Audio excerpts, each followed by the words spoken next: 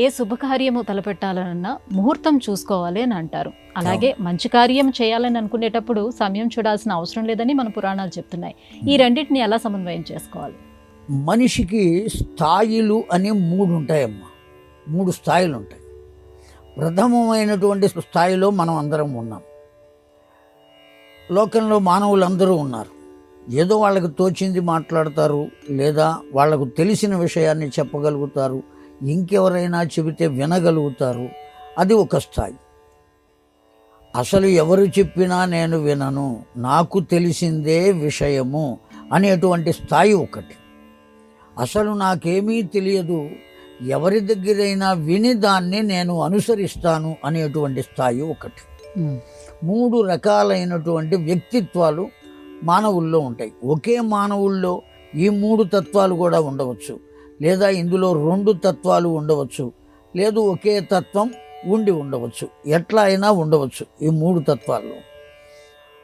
సమయం అంతా మంచిదే అయినప్పుడు దాన్ని ప్రత్యేకించి మనం ఎందుకు ముహూర్తాన్ని చూసుకోవాలి? మంచి పని చేయడానికి అసలు చూడవలసిన సమయం ఏమున్నది అంటే, లోకంలో ఉన్నది అంతా మంచే తప్ప చెడు లేదు అనే స్థాయికి మన తపస్సు చేరిందా లేదా అనేది చూసుకోవాలి. ఆ స్థాయికి మన తపస్సు కనుక చేరినట్లయితే, మనం ఆ స్థాయికి చేరినట్లయితే మంచి గురించి చూడవలసినటువంటి ఆవశ్యకత లేదు.